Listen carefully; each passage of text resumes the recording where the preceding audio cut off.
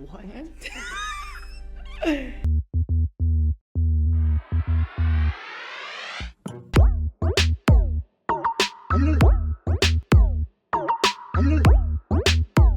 Hi, this is Nat. Welcome back to FTW First Time Watching. We are getting there.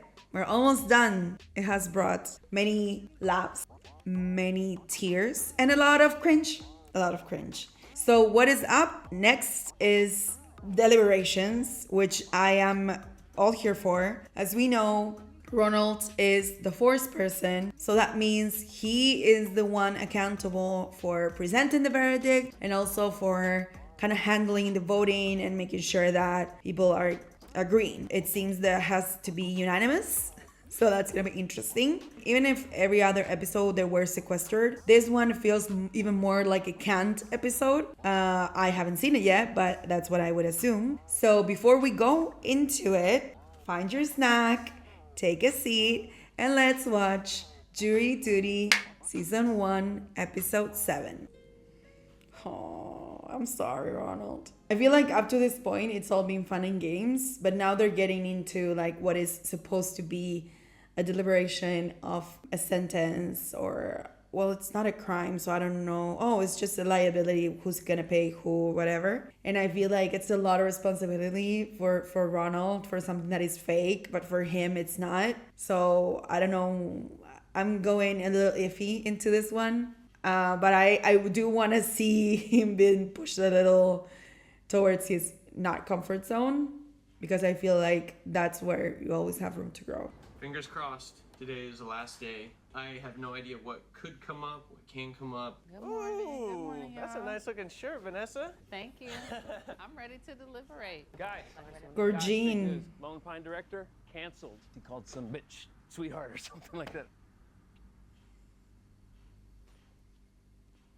Anyway, let's do this. Not only gonna have people who are on the fence, but we're gonna have people who are on opposite sides of the fence. It has to be unanimous. Makes me a little bit nervous.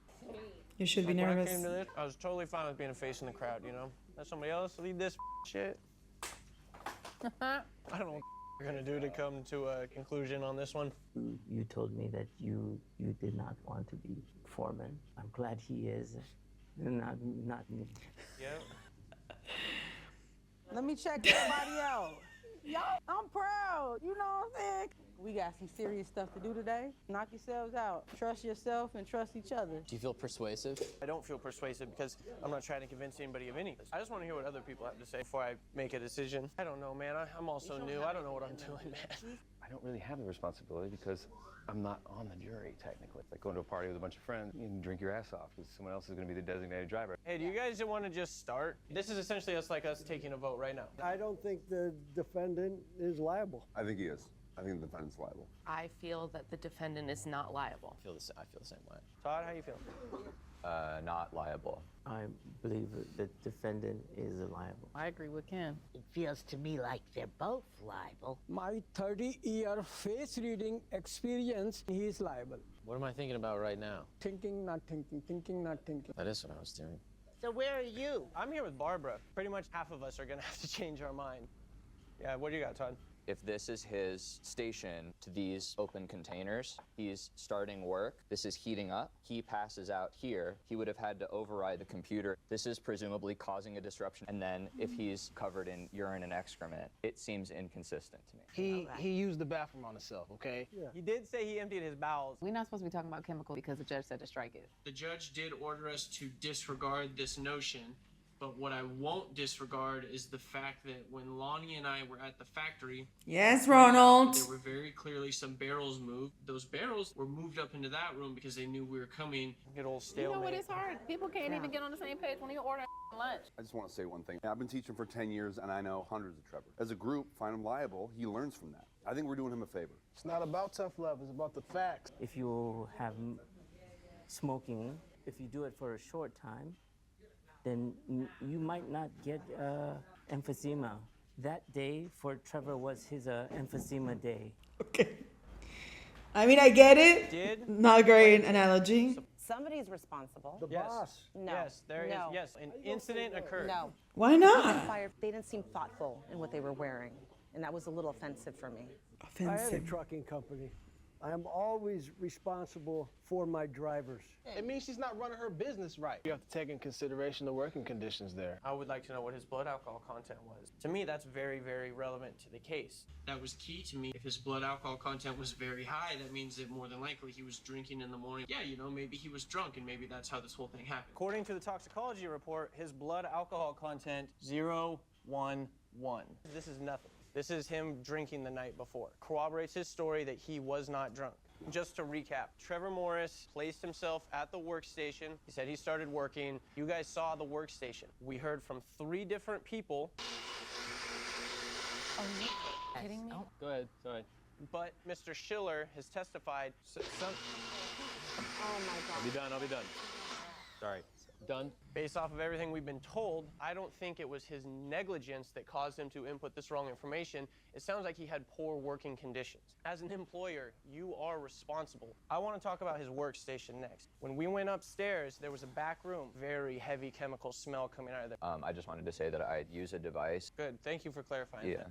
If Trevor really was such a problem, probably was negligent on their part, this is what changed my mind. Trevor said everything I needed him to say. That put everything together for me.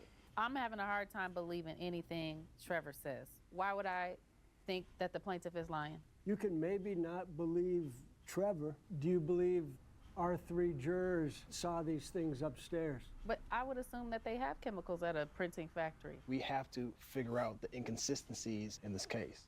They still have the burden of proof to prove that that happened. I changed my vote. Ronald, what you said was very important for me. Potential manipulation, there may have been. Basically, things don't add up. Much shorter way than what I just said. Thank you. You think we should do a vote now? Can we do an anonymous vote? Because he keeps... No, are you not making your own decision? He's like not even listening. I'm saying what I believe. It just happens to be also what my girlfriend. No, you gotta make your own decision.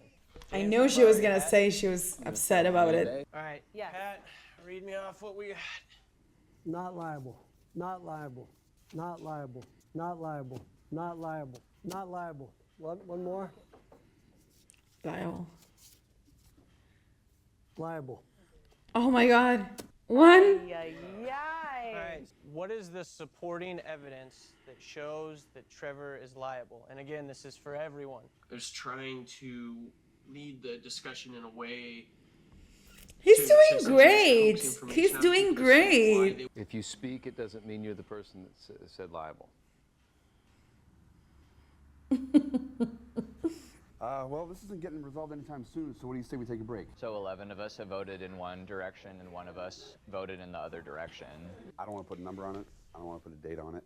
I mean, I hope it's over as soon as possible. Oh my God. He's the one voting Ross, against. he's the one. Yeah. He doesn't want it to end. I think he's doing this because he doesn't want to go home because he's going back to heartache. So. Can you talk to Ross? We're never going to get out of here if you don't get through to him. I don't want them to feel like they're being forced to change their mind, but at the same time, we also have to talk about the facts and evidence of the case. We can't bring our personal feelings into this. I don't know if that's what's happening. We're always going to be a family. We're always going to be there for each other. It's just like you said there, you know, we've formed some strong bonds. I just don't know. Like, this is affecting somebody's life right now. I mean, we've got to come to a decision. I got nothing going on at home. You got to focus, you know, and you got to set our feelings aside. And again, I'm sorry, man. I can only imagine. Yeah, you're right. Oh, Ronald, you're the best. All right. Let's take another vote. Okay. Is everybody gonna vote? Is the Nothing. defendant liable, not liable? Because when you think you got it in the bag. You want to read it, James? I'm just going to mix it up. First one, not liable. Defendant is not liable. Not liable. Not liable. Not liable. Z. Oh, not liable. Sorry. Close. Come on, James. Not liable. Not liable. Last one. Not liable. Oh. We did it, guys. I did it. Just a lowly alternate made the greatest impact of all. Just hiring those fake paparazzi to come here and make a scene. What? Are you serious? No, it doesn't matter. We're a family. You an asshole. Would you please read the verdict? We, the jury, to the charge of negligence resulting in property damage, we find the defendant, Trevor Julian Morris, not liable. Negligent infliction of emotional distress, we find the defendant not liable. Mr. Foreperson, could you come up here with the verdict? You are juror number 6, is that correct? Correct. I hereby enter judgment in favor of the defendant. Hold on just a second. Sorry. Your name is, Ronald Glad. as I said when you first entered this courtroom, that this was the last trial of my career. It's also the first, because I'm not a real judge, and you're not a real foreperson. This is not a real case. What?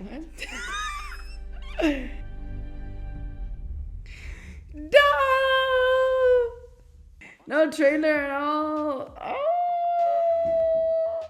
So I didn't expect them to reveal at the end, like a cliffhanger, what it was like the reveal from the judge. I thought they were gonna stretch the voting a little bit longer, and I like that. Everybody kind of got on board, and I feel like Ronald made a really good case presenting the information, even disregarding the chemicals being mentioned as the judge requested, which I thought was one of the main issues of trying to forget something. But luckily they saw it when they went to the factory, so it's something that they, I guess, you know, we'll see what the reaction is, what happens in the last episode. I'm excited to watch. I've enjoyed it so much. I find James Marsden's character less likable by the minute, which is understandable. That's the character he's playing, so that's fine.